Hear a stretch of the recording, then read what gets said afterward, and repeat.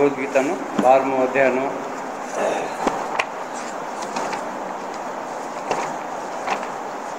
શ્લોક નંબર 18.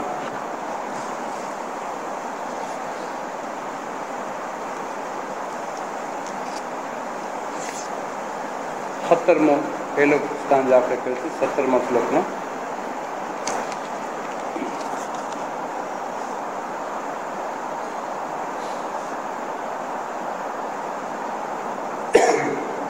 યો ન રિષ્યતિ ન દ્વેષ્ટિ.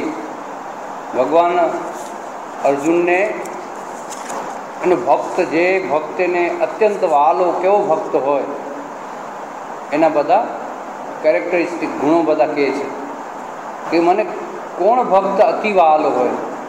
એને આપણે આટલા જોયા. હવે જોઈએ છીએ કે યો ન રિષ્યતિ ન દ્વેષ્ટિ. આપણે જોયું કે જેને હર્ષ પણ નથી, શોખ પણ નથી.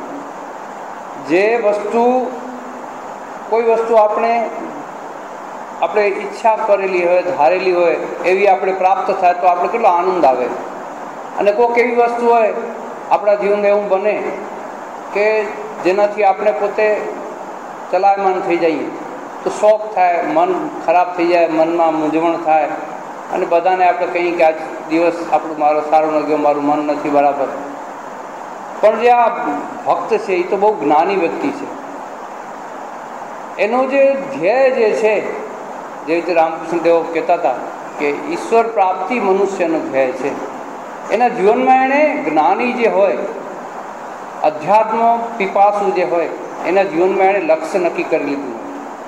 જે ઉચ્ચ જ્ઞાની હોય, વેદાંતનો જે સાધક હોય એને બ્રહ્મ પ્રાપ્તિ મારે કરવી છે, બસ. એના સિવાય બીજું કોઈ, એને બીજા સાથે કોઈ પડી ન હોય. જે ભક્ત હોય, સગુણ ઉપાસક હોય, એણે જીવનમાં લઈ લીધું કે કોઈ પણ રીતે મારે ઈશ્વરના આ જીવનમાં, આ શરીર, અત્યારે મારું જે બોડી જે છે, શરીર જે છે, એ રહેતા હું એના દર્શન કરું. એ જ મારું ધ્યેય, બીજું એનું કોઈ ધ્યેય જ નથી. અને એને જ ઉત્તમ વસ્તુ લાભ, એનું જે લાભ જે છે એણે મનમાં નક્કી કરવું છે કે આના સિવાય બીજી કોઈ વસ્તુ ઉત્તમ છે જ નહીં. તો પછી દુનિયાદારીના જે પ્રસંગો થાય એમાં એને હર્ષ કરવાની પણ ઈચ્છા નથી થતી, શોખ કરવાની પણ એને આનંદ પણ નથી થતો, અને એનાથી નિરાનંદ પણ નથી. તટસ્થ બુદ્ધિ છે, સ્થિતપ્રજ્ઞ. જે રીતે બીજા અધ્યાયમાં ભગવાને કીધું છે ને, સ્થિતપ્રજ્ઞ. એને કોઈ પડી નથી એવું નથી. એને જે એના મનમાં સમજી લો કોઈ એવો માણસ છે, ભક્ત છે. આપણે ઘણા વખત આગળ એટલું દ્રષ્ટાંત જોયું હતું. રામકૃષ્ણ કથામૃતના જે લેખક જે છે મહેન્દ્રનાથ ગુપ્ત, એનો પોતાનો છોકરો ગુજરી ગયો. તો એ બેઠા છે, ઘણા બધા આવે છે મળવા. રામકૃષ્ણ મિશનના ત્યારના જે બધા સ્વામીજીઓ હતા એ બધા જાય છે મળવા. એ બેઠા છે ધીર સ્થિર તટસ્થ. કોઈ પૂછે છે કે શું થયું? એ કે આ ઘરમાં, આ ઘરનો એક વ્યક્તિ ચાલ્યો ગયો છે. આ ઘરની એક વ્યક્તિ છોડી ગઈ છે. આ ઘરની એક વ્યક્તિ આવું તટસ્થ. કારણ કે એમણે જોયું છે, એમણે રામકૃષ્ણ દેવની સાક્ષાત એણે ભગવાનની લીલા જોઈ છે. એમણે એમની કથામૃત લખ્યું છે. ઠાકોરજી નહીં, ઠાકોરજી સાથે પોતે રહેતા હતા, ઠાકોરજી સાથે રહેતા હતા, ઠાકોરજી શું કરતા હતા એણે જોયું છે. ઈશ્વર સાથે પોતે રહી ચૂકેલા હતા. એમને ખબર છે જગત શું છે, એણે જોઈ લીધું હતું, અને ઈશ્વર શું છે એમને નક્કી કરી લીધું હતું મન ક્યાં રાખવું. નહીં તો પોતાનો પુત્ર ગુજરી ગયો છે, પોતાના પુત્ર મરી ગયો છે. કેટલું શોખ હોય માણસને, પણ નિરાકાર બધા મળવા આવે છે. કોઈ શોખ નથી, કોઈ મનમાં દુઃખ નથી, કોઈ આકાંક્ષા નથી. એમના મનમાં સ્થિર છે, મારું મન મેં રામકૃષ્ણને આપી દીધેલું છે. હવે મારે આનાથી શું? આવી એમની જે બુદ્ધિ જે છે ઈશ્વર અર્પિત થયેલી, સ્થિર થઈ ગઈ છે. એટલે એને કોઈ આનંદ પણ નથી ને કોઈ નિરાનંદ પણ નથી. એમાં એનું મન જાતું નથી.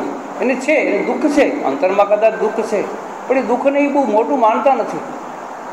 જે લોકો બધા મોટા મોટા સાધકો ભક્તો થઈ ગયા, એના દરેક જીવનમાં ભક્તોની જીવન ચરિત્ર આપણે વાંચશું તો ખબર પડશે, દરેકના જીવનમાં આવી ઘટનાઓ આવે છે.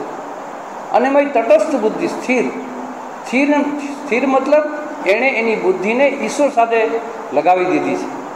પછી એનાથી બીજી કંઈ વિચાર જ નથી કરી શકતો. અને બીજી કોઈ વસ્તુઓનો ઉપયોગથી એને આનંદ થાય છે એવું પણ નથી, કાંઈ પણ નહીં. પોતાની મેળે જ કોઈ પણ એને કોઈ તકલીફ નથી થતો, કારણ કે એને ખબર છે કે કર્મ જે છે, કર્મ ફળમાં એને આશા નથી, એને ભોગની આશા નથી, કર્મ ફળમાં આશા નથી. અને એણે કર્મ ફળને બધા ત્યાગી દીધા છે ઈશ્વરના પથમાં. એટલો તટસ્થ બુદ્ધિ સ્થિત પ્રજ્ઞ થઈ ગયો છે. એટલે ન રિષ્યતી ન દ્વેષતી, ન શોચતી ન કાંક્ષતી.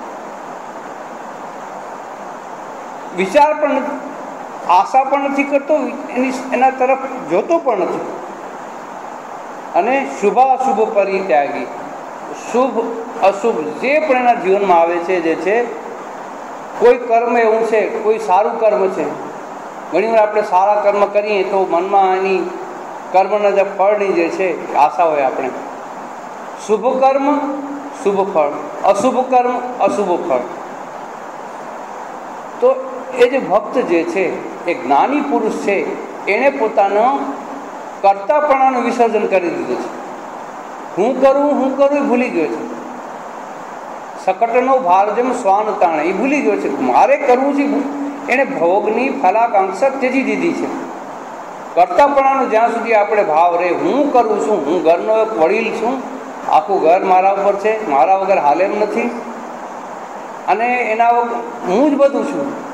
આવું જે આપણું એ ક્યાંથી આવે? આપણા જે અંતરનો અહંકાર છે એ આપણને કર્તાપણાનો બોધ કરાવે. તો જે ભક્ત જે છે એ એનું જે જીવન, એને જીવનમાં એટલું ઈશ્વરમય કે કોઈ જ્ઞાની હોય જે છે, વેદાંતના હોય કે તત્વના જ્ઞાની હોય, એના ધ્યેય સાથે એટલા તાદાત્મ્ય, એટલા વણાઈ જાય છે, એને બીજું કાંઈ સૂચતું જ નથી. કાલમ નયેત વેદાંત ચિંતયા, શંકરાચાર્ય કહ્યું. એ જે સાધક હોય, ભક્ત હોય, શું કરે? કૃષ્ણની ભક્તિ કરે, રામની ભક્તિ કરે, ગણેશની ભક્તિ કરે, જે સગુણ ઉપાસક. અને સાધક જે હોય, નિરાકાર સાધક હોય, વેદાંત ચિંતયા, કાલમ નયેત વેદાંત ચિંતયા. એનો જે સમય છે ને, આખો દિવસ અહમ બ્રહ્માસ્મિ તત્વમસી, તે તું જ છે, એનામાં જ જાય. એને બીજું એને બીજી કંઈ પડી જ નથી. અને એટલા માટે પ્રતિકૂળ અનુકૂળ કોઈ પણ કર્મ છે, શુભ અશુભ, ન તો એ કર્મ માટે એ ઝંખના કરે છે, ન તો કર્મના ફળને માટે. અને જ્યારે આપણે કોઈ પણ વસ્તુની આકાંક્ષા રાખીએ, આપણે આપણા જીવનમાં આકાંક્ષાઓ ખૂબ છે, બધાના જીવનમાં. આકાંક્ષા વગર આપણે જીવન જીવી ન શકીએ.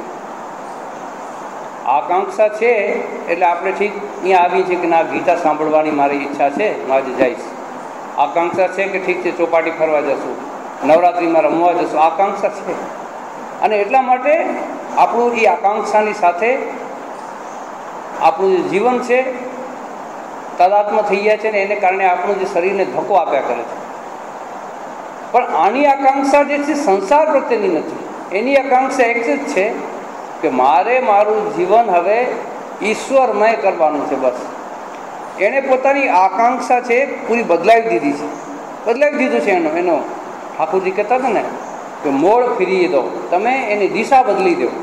આપણી અંદરની જે વાસના જે છે, અહંકાર જે છે, એની વાસના બદલી દો, ઈશ્વર ભૂમિમુખી કરી દો. હું ભગવાનનો દાસ, હું ભગવાનનો કરતા, ઈશ્વર મારાથી કરાવે છે. હું ભગવાન છે યંત્રી, હું યંત્ર. જેમ મને ચલાવે છે એમ હું ચાલું છું, સરેન્ડર.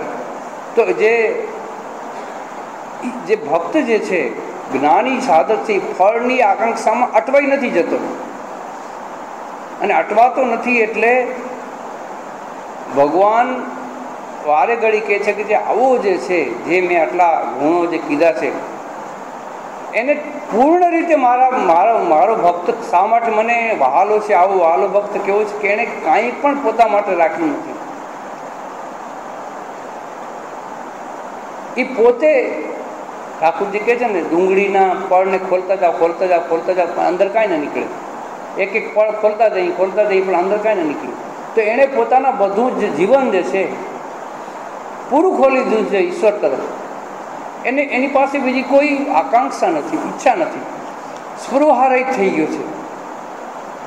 અને આ જે બધા જે છે હર્ષ, શોક, આકાંક્ષા, નિરાકાંક્ષા, શુભ અશુભ અને ઠંડી ગરમી, શત્રુ મિત્ર, માન અપમાન, સંસારના જે બધા દ્વંદ્વ જે છે ને, આ બધા દ્વંદ્વ છે.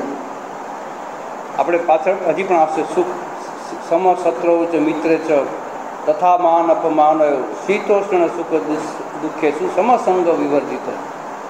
સંસારના આ દ્વંદ્વ છે. આપણે બધાને ખબર છે દ્વંદ્વ વગરનો સંસાર નથી. સંસારમાં ખાલી સુખ જ છે એવું નથી. જેને સુખ મળ્યું છે એ કદાચ બીજા માટે દુઃખ છે. તો સંસાર સિક્કાની બે બાજુ છે, સુખ અને દુઃખ છે. તમે સંસારને લેશો તો સુખ પણ મળશે, દુઃખ પણ મળશે. દ્વંદ્વ સાથે રહેવું પડશે. તમે એ દ્વંદ્વમાં જે ભક્ત જે છે, કોઈ તમારી સ્તુતિ કરશે, કોઈ નિંદા કરશે, કોઈ માન આપશે, કોઈ અપમાન આપશે. સ્વામીજી એના સંન્યાસીની ગીતિમાં લખે છે, સરસ મજાની કવિતામાં, કોઈ તને માળા પહેરાવશે, કોઈ તને પદ પ્રહાર કરશે, પણ તું સાધક ઓમ તત્સત વિચારતો વિચારતો તું આગળ વધશે. કરે વેતી ઓમ તત્સત, ઓમ તત્સત. સંન્યાસીનું ગીત છે, ધ સોંગ ઓફ સંન્યાસી, સ્વામીજી કહે છે. તો માન અપમાન, સ્તુતિ, નિંદા, ક્યાંય પણ આપણે જો અટવાઈ ગયા સંસારના દ્વંદ્વમાં, તો આપણો જે મૂળ જે ભક્ત જે છે, જેને ભક્ત થવું છે, જેને સાધક થવું છે, જેને જગતના આ બધા દ્વંદ્વો સતાવતા નથી, દ્વંદ્વથી જે ઉપર ઉઠી ગયો છે, જે દ્વંદ્વની પાર થઈ ગયો છે, હર્ષા મર્ષ ભયો, કોઈ પણ દ્વંદ્વમાં અટકાતો નથી. એ ભગવાન કહે છે કે જે આવો અત્યંત પ્રિય જે ભગવાન છે, ખરેખર અત્યંત પ્રિય છે મને આવો. એમાં કર્તાપણાનો બોધ જ નથી. કોઈ કર્તાપણાનો બોધ જ્યાં સુધી જતો નથી, સંસાર કેન્દ્રિત નથી જેનું જીવન, અને બધું જ સહન કરે છે, તિતિક્ષાવાન, સહનમ સર્વ દુઃખાનામ અપ્રતિકાર પૂર્વકમ ચિંતા વિલાપ રહિતમ સા તિતિક્ષા નિગધત્યતે. વિવેક ચૂડામણીમાં છે શંકરાચાર્યની. તિતિક્ષા એના જીવનમાં, મારું જીવન મેં ઈશ્વરને અર્પી દીધું છે, બસ. પછી મને ઠંડી ગરમ, અને ખાસ તો આવો જે ભક્તિમાન જે છે, જેણે જીવનમાં કોઈ દિવસ બીજી કોઈ આશા જ નથી કરીને, આવા જે જ્ઞાની હોય, એ લોકોને ખબર છે કે મારા જીવનમાં જે પ્રારબ્ધ જે છે, અને પ્રારબ્ધ મારે ભોગવવાનું જે છે, એને નથી સ્વર્ગની પડી, એને નથી પડી નરકની, સુખ દુઃખ કાંઈ પણ નથી, પણ તિતિક્ષાથી સહન કરે છે. અને ખબર છે કે જેટલું હું સહન કરીશ, સહનશીલતા જે છે જે એનું જીવન છે, બસ સહન કરવાનું. અને જે પ્રારબ્ધ છે એને ખબર છે કે ઈશ્વરે જ્યારે મને મોકલાવ્યો છે, તો મને મારા પ્રારબ્ધની સાથે મોકલાવ્યો છે. અને એ જ્ઞાનીને, એ ભક્તને ખબર છે કે જ્યાં સુધી પ્રારબ્ધ ભોગવાઈ જતું નથી, ત્યાં સુધી એનો અંત આવતો નથી. એટલે એ સહન કરે છે, તિતિક્ષા પૂર્વક ઉપેક્ષા કરે છે, અને સહન કરતો જાય છે. અને ખબર છે કે મારું પ્રારબ્ધ એક દિવસ પૂરું થઈ જશે ઈશ્વરની કૃપાથી. જ્યાં સુધી પ્રારબ્ધ પૂરું થતું નથી, ત્યાં સુધી એને ભોગવવું જ પડશે. એને ખબર છે, અને એને એ ખબર છે કે હું જો મારી ઈચ્છા માત્રથી જ અમારું પ્રારબ્ધની નિવૃત્તિ નહીં થઈ શકે. રામકૃષ્ણ દેવને જ્યારે કોઈકે કીધું કે તમે તો મા સાથે વાત કરો છો, તમને ગળામાં કેન્સર થયું છે તો તમે માને કહો ને એકવાર. તો એણે કીધું ઠીક છે, હું કહી દઈશ. પછી એણે કીધું, માં કીધું કે આ શું, તું શરીર માટે મારી પાસે માંગસ? તું આટલા બધા લોકોના ગળા મોઢાથી ખાતો નથી? આટલા બધા લોકોના ગળાથી તું બધું ખાતો નથી, મોઢાથી ખાતો નથી? અને ભગવાને કીધું કે આ તો ઈશ્વરની ઈચ્છાથી, માની ઈચ્છાથી જ મને કેન્સર થયું છે. પ્રારબ્ધ. અવતાર પુરુષને પણ પ્રારબ્ધ ભોગવવું પડે છે. પંચભૂતમાં પડે, બ્રહ્મ એમાં પણ પડે તો એને ભોગવવું પડે છે. જ્યારે પંચભૂતમાં આવે છે અવતારથી, એને પ્રારબ્ધ ભોગવવો જ પડે છે. ભલે ને ઈશ્વર છે, પછી કૃષ્ણને ભલે ને એ અવતાર હોય, શ્રેષ્ઠ અવતાર કહે છે શ્રીમદ ભાગવતમાં, પણ એને પણ પછી પ્રારબ્ધ એને ભોગવવું પડ્યું.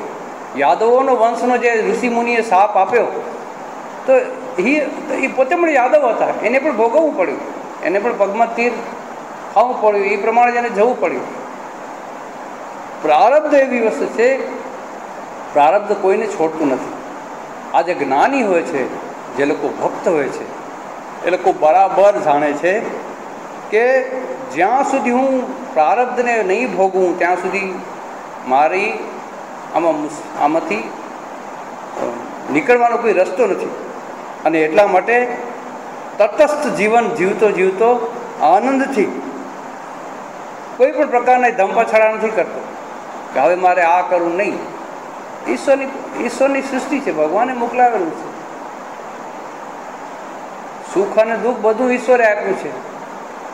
સ્તુતિ, માન, અપમાન બધું ઈશ્વરે આપેલું છે. કોઈ કોનું માન કરે. સાધકોના જીવનમાં આવી ઘણી ઘટનાઓ આપણે આગળ પણ જોયું છે. કેટલા બધા અપમાન કરી દીધા હોય, પણ એને એવું કંઈ લાગતું ન હોય, કારણ કે એમનું મન જે છે ને એટલું ઊંચું થઈ ગયું હોય છે, એને આ બધી નાની વસ્તુનું કંઈ પડી નથી હોતી.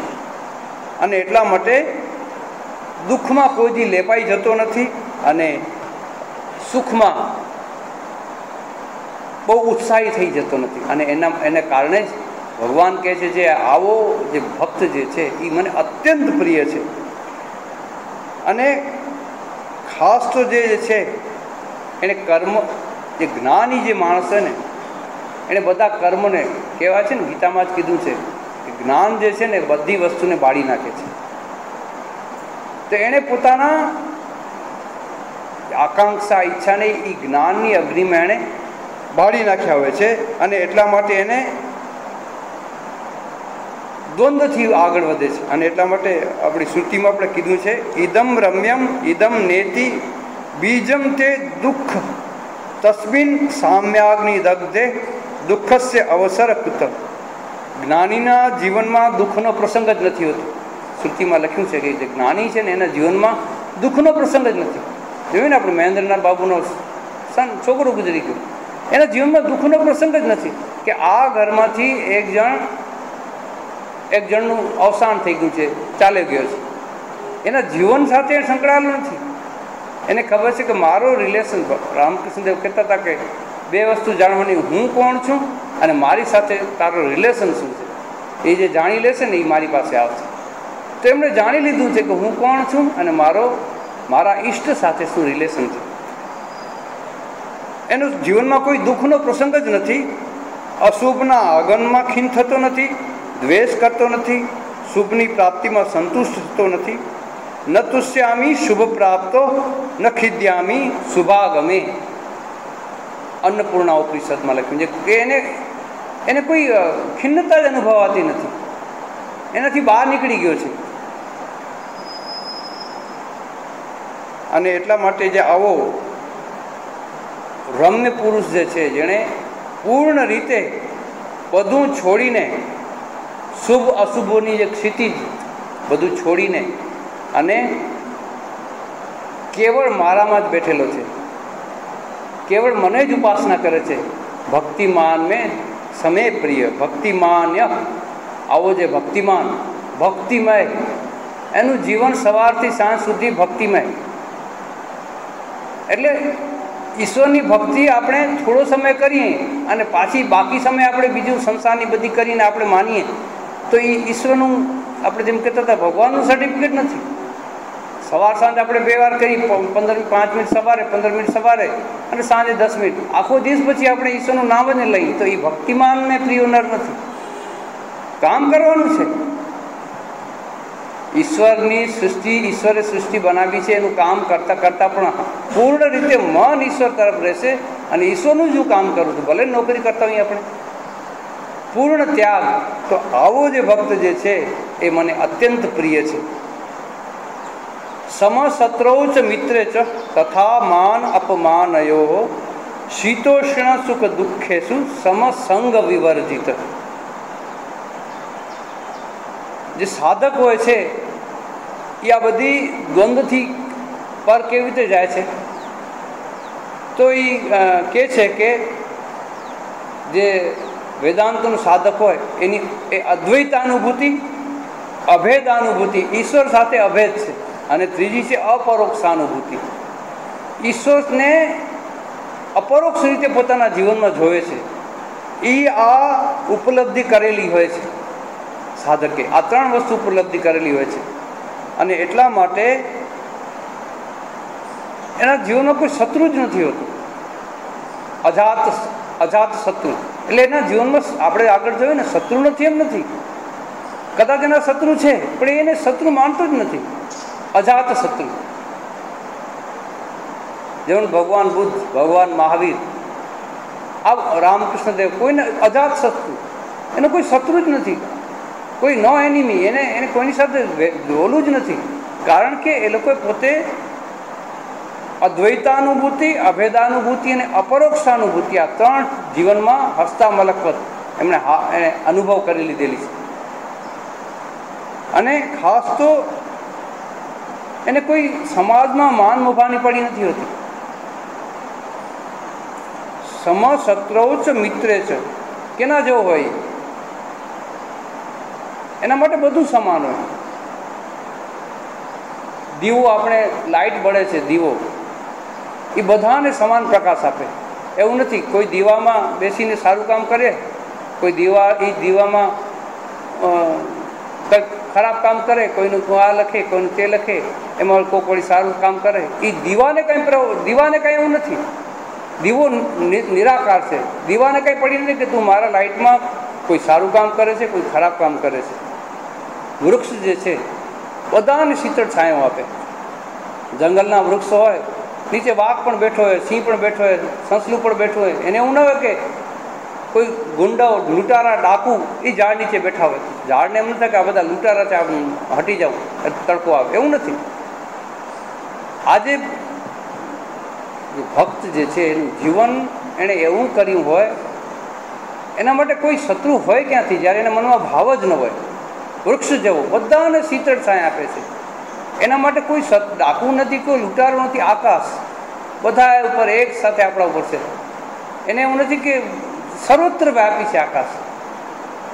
ફળ જે છે, સમજી લો શેરડી, એમ કહે છે, શેરડીને જે વાવે છે એ ખાય તોય મીઠી લાગે, અને જે મશીનમાં પીલે એને એકદમ પીલી નાખે તોય પણ એ તો રસ મીઠો જ આપશે.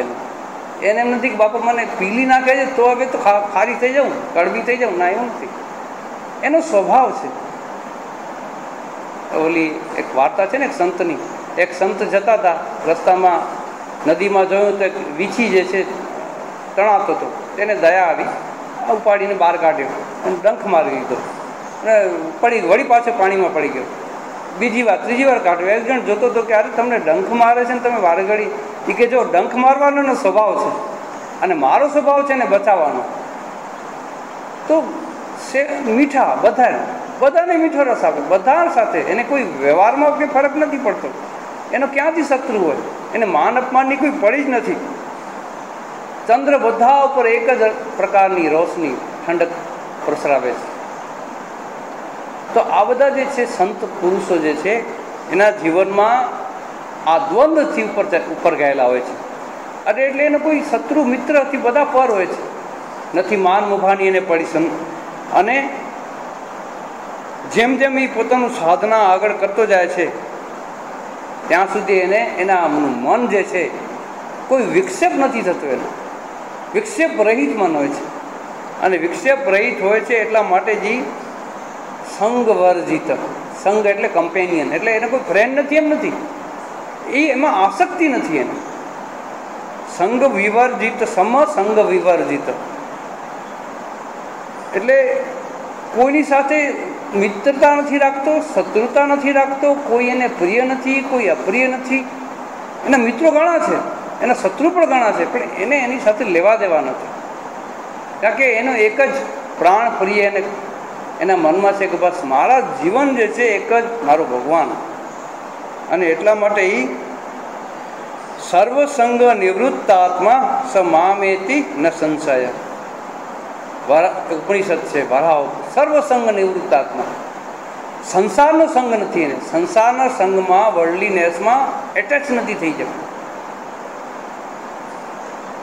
સંસારની સાથે વણાઈ નથી ગયો, સંસારમાં રહે છે, સંસારના બધા જ કામો કરે છે. રામકૃષ્ણ દેવ બહુ સરસ દૃષ્ટાંત આપે છે કામવાળીનું. શેઠના ઘરના બધું જ કામ કરે છે, છોકરાને રમાડે છે, કપડાં ધોવે છે, બધું જ કરે છે, એકદમ બરાબર કરે છે. શેઠને ખબર નથી પડતી કે કાંઈ ભૂલ કરે છે, પણ એને ખબર છે કે આ શેઠનો દીકરો મારો છોકરો નથી, મારો છોકરો તો ઝૂંપડીમાં બેઠો રમે છે, એ મારો હરી છે. કેવી રીતે એને સંગ ત્યાં નથી લાગ્યો, એને સંસાર સાથે સંગ નથી લાગ્યો. ભગવાન એમ જ કહે છે કે તમે સંસારમાં રહ્યો, બધું જ કરો સંસારનું, પણ મન જેવી રીતે કાચબીનું મન જે કિનારે એના ઈંડા પડ્યા છે એમાં પડ્યું, ઠાકોરજી કહે છે ને, મન ઈંડા પડ્યા છે ત્યાં જ, ભલે ને ફરતી હોય અંદર દરિયામાં પાણીમાં, પણ એનું મન એના ઈંડામાં પડ્યું છે. જે મન જે છે, એક હું તો ગયો શ્યામ સંગ, સુરદાસનું ભજન છે. સુરદાસે બહુ સરસ ભજન લખ્યું છે, એક હું તો ગયો શ્યામ સંગ. ગોપીઓ ઉપર લખ્યું છે. ગોપીઓને જ્યારે અક્રૂરજી લેવા આવ્યા તો અક્રૂરજી બહુ સમજાવવા લાગ્યા કે અરે તમે મૂર્ખ છો, કે આ ભગવાન કૃષ્ણ સાક્ષાત બ્રહ્મ ઈશ્વર, અને તમે કહો છો અમારો કાનુડો અમારી સાથે રાસલીલા કરો, મૂર્ખ છો તમે યાર. તમે તમારું મન એ કે અમારું મન નથી બાપા અમારી પાસે. ક્યાં ગયું? એક હું તો ગયો શ્યામ સંગ. અમારી પાસે એક જ મન હતું. અમારી જે ગોપીઓ છે અમારી પાસે એક જ મન હતું. એ મન અમારું જ્યારે શ્યામ અમારી સાથે ગોકુળમાં વૃંદાવનમાં અમારી સાથે રાસલીલા કરતો હતો એને આપી દીધું છે. હવે અમને એ મથુરાનો કૃષ્ણ અમને ખબર નથી કોણ છે. મથુરાના કૃષ્ણ પાસે આવી ગઈ તો બ્રહ્મ ભગવાન એ અમારી કોઈ વ્યાખ્યામાં નથી આવતી. એક હતો ગયો શ્યામ સંગ, એક જ મન હોય. અમારું મન એક જ હતું અને એ મન અમે કાનુડાને દઈ દીધું, જે અમારી સાથે નાનપણમાં લીલા કરતો હતો. હવે એ બીજું મન અમારી પાસે મન હોય તો અમે એને આપીએ ને. તો એ એમ કે છે અસંગ રહિત આને કહેવાય.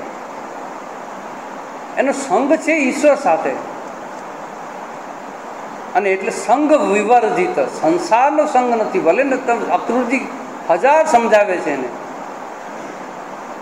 કેટલું સમજાવે છે અક્રૂરજી કે તમે આજે ભગવાન સાક્ષાત નારાયણ પોતે અવતર્યા હતા, આમ હતું તેમ હતું, ભાગવતમાં છે. કેટલું બધું અક્રૂરજી સમજાવે છે, પણ ગોપીઓને શું ખબર કે એ અમારું કાંઈ છે જ નહીં ભાઈ. તો એ લોકોએ જે મન પૂર્ણ રીતે એના કાનને આપી દીધું હતું, અને એટલા માટે એમને પછી એ દ્વારકાનો રાજા હોય કે મથુરાનો રાજા હોય કે પરબ્રહ્મ હોય કે જે હોય એની સાથે કોઈ લેવા ન કરે. ગોપીઓની ભક્તિની પરાકાષ્ઠા આટલી હતી. ગોપીની ભક્તિ આજના યુગમાં નથી સમજી શક્યા. આજે સ્વામી વિવેકાનંદ કહે છે એટલા માટે પૂર્ણ પવિત્ર ભક્તિ, એમાં કોઈ કાંઈ પણ છે જ નહીં એવી વસ્તુ.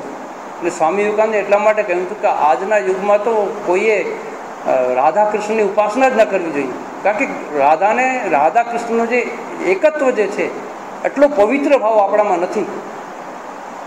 આજે રાધા કૃષ્ણની લીલાને એટલું ડાઉન કરીને લોકોને બતાડવામાં આવે છે, સ્વામીજીને બિલકુલ પસંદ નહોતું. એટલે જ એણે કીધું કે સોસાયટીમાં આજે અપહિવલ થાય છે, સોસાયટી ડાઉનફોલ આને કારણે છે. કે રાધા અને કૃષ્ણ જે બે તત્વો જે છે એને કોઈ સમજી જ નથી શક્યું. અને એટલા માટે સ્વામીજી કહેતા હતા કે અત્યારે જરૂર છે ગીતાના કૃષ્ણની, રાધાના કૃષ્ણની કાંઈ જરૂર નથી. ગીતાના કૃષ્ણને ઉપાસો, રાધાના કૃષ્ણને ઉપાસવાની જરૂર નથી. કારણ કે આપણે રાધાને નહીં સમજી શકીએ. આપણે સંસારના વર્ડલી માણસ છીએ. આપણે રાધા કૃષ્ણની વર્ડલી જ ફેંકી દેવાના છીએ. એ લોકો એ સાધારણ પ્રેમની લીલા કરતા હતા અને સાધારણ આ બધું જ દેખાડવાના છીએ. ઉચ્ચ તત્વમાં આપણું મન જવાનું જ નથી. અને એટલા માટે સ્વામીજી કીધું કે અત્યારે જરૂર છે ગીતાના કૃષ્ણની. રથમાં બેઠો અર્જુનને ઉપાસે ક્લેબ્યમ માસમાં ગમ પાર્થ નહીં તત્વ ઉપપદ્ધતિ. આ કૃષ્ણની જરૂર છે જે આપણી અંદર જે ક્લીવતા આવી ગઈ છે એના ઉપાસનાની જરૂર છે. કારણ કે રાધાનું તત્વ આપણે નહીં સમજી શકીએ. આપણું મન એટલું ઊંચું નથી. ભગવાન સ્વામીજી બહુ સરસ આ કીધેલું છે એના પ્રવચનમાં. અને કારણ આપણે સંગ વર્જિત નથી. શેનો સંગ? દુનિયાનો સંગ. દુનિયાનો સંગ એટલે દુનિયાની બધી દુનિયાદારી આપણામાં છે. અને જ્યાં સુધી દુનિયાદારી આપણામાં હોય આપણે ઈશ્વરનું તત્વ સમજી શકવાને અક્ષમ છીએ, ચોક્કસ.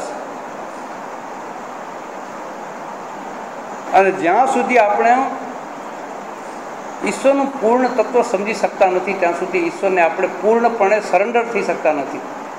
એટલે આપણે ઈશ્વરના ભક્ત છીએ, આપણે બધા છીએ, કહેવાતા ભક્ત બધા છીએ, પણ વાસ્તવિક રીતે આપણે પૂરેપૂરા ઈશ્વરને આપણે અર્પણ નથી કરી શકતા. આપણે ભગવાન પાસેથી આપણને સર્ટિફિકેટ નથી મળતું. આપણે જ કહીએ છીએ કે હું ભક્ત છું, હું ડિવોટી છું, હું ઈશ્વરને ચાહું છું, પણ આપણે ઈશ્વરને ચાહવાની જે વાત જે છે એ આપણા સ્વાર્થથી કરીએ છીએ. પહેલો આપણે શ્વાસને આપણે પકડી લઈએ છીએ.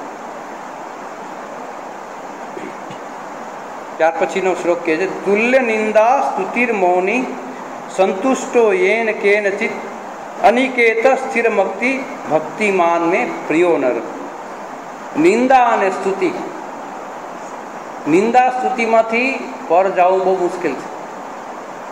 આપણે વાતમાં આપણે ગુસ્સો થઈ જઈએ. કોઈ આપણી સ્તુતિ કરે, કોઈ નિંદા કરે, ફૂલાઈ જઈએ.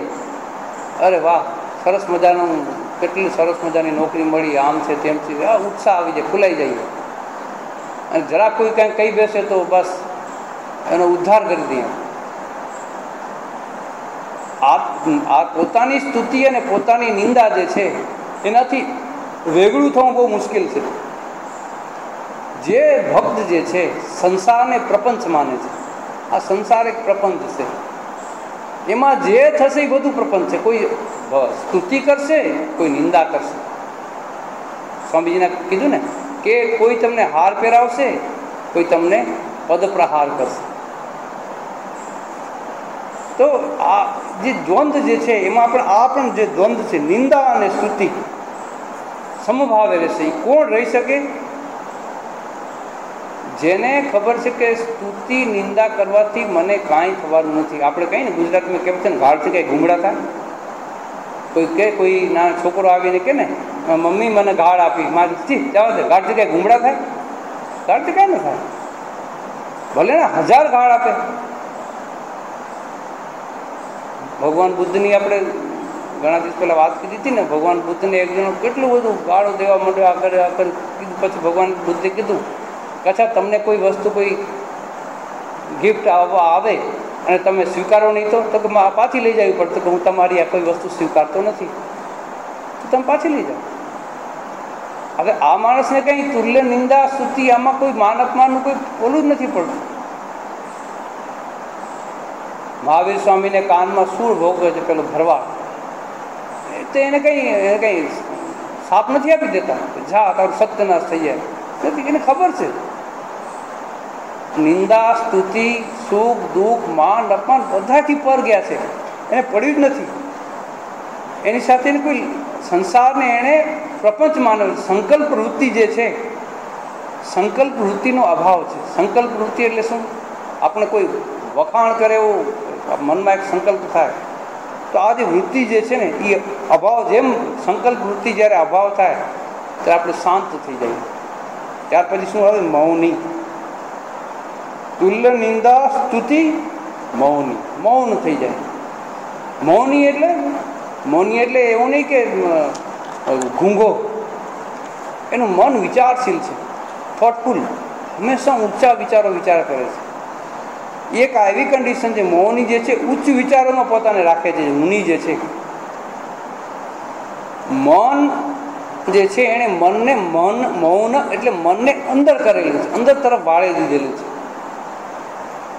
પરાંચી ખાની વ્યક્ત સ્વયંભૂ, કઠોપનિષદમાં એક શ્લોક છે કે આપણી જે ઇન્દ્રિયો જે છે ને એણે પોતાના જે દરવાજા છે, આંખ, કાન, નાક, મોઢું, કાન, એને બધા બહાર તરફ ખુલ્લા રાખ્યા છે. પરાંચી ખાની વ્યક્ત સ્વયંભૂ અથ પરાંત પશ્યતિ નાંતરાત્મા, અને બહાર બધા ખુલેલા છે બધા, એટલે અંદરનો જે અંતરાત્મામાં જે આપણા હૃદયની અંદર જે બેઠેલો જે છે એને જોઈ નથી શકતી. કશ્ચિત ધીર, કોઈક આવો મૌની, કોઈક આવો નિંદા સ્તુતિથી પર, શુભ શુભથી દ્વંદ્વ જીતેલો માણસ, કશ્ચિત ધીર, પોતાના હૃદયમાં એને અનુભવ કરે છે. પશ્ચિત, એને પોતાના હૃદયમાં જોવે છે. કઠોપનિષદ કહ્યું કે આપણી ઇન્દ્રિયો છે ને બધી બહાર ખુલેલી છે, એ ઇન્દ્રિયને આપણે અંદર વાળવાનો અધ્યાત્મનો રસ્તો જે છે, આપણી ઇન્દ્રિયો જે છે એને અંદર લેવાનો છે. જેટલા આપણે અંદર લેશું, જેટલા આપણે મૌન થશું, મૌન એટલે અંદર ખોલવાનું, બહાર બંધ, આપણો રસ્તો અંદર ખુલશે, બહાર નહીં ખુલે, એને મૌની કહે છે. શંકરાચાર્ય કહે છે મનનશીલ આત્મા મૌની. શંકરાચાર્યની વ્યાખ્યા છે મનનશીલ, એ મનનશીલ હોય છે. તો અને એનું હંમેશા વિચાર, આપણે કહીએ કાલમ નયે વેદાંત ચિંતા, વેદાંત વિચાર કરતો છે. સગુણ ભક્ત ભગવાનનું નામ લેતો જ, કૃષ્ણ કૃષ્ણ, ભગવાનનું નામ, બીજું એને કંઈ પડી નથી હોતી. અને એટલા માટે એનું મન મૌન છે. બહાર મૌન લાગે છે. આપણે ઘણા જોયા છે મહાત્મા લોકો મૌની હોય, પણ પછી ઘણીવાર આપણે મૌન વ્રત લઈ, ઘણા મૌન વ્રત લે કે એક દિવસ આપણે મૌન વ્રત છીએ, ઠીક છે, બહુ સારું, પણ અંદરનું મૌન છે કે નહીં? એટ ધી સેમ ટાઈમ આપણે અંદરમાં કેની સાથે છીએ? બહાર તો ઠીક છે, કોઈ સાથે વાત નથી કરતા, આખો દિવસ 24 કલાક 12 કલાક સુવાના રહેવાના ધર્મ, બાકી મૌન છે, ઓકે, સારું થયું, બહારનું આપણે કંટ્રોલ કર્યું, વેરી ગુડ. પણ અંદર કેની સાથે છીએ?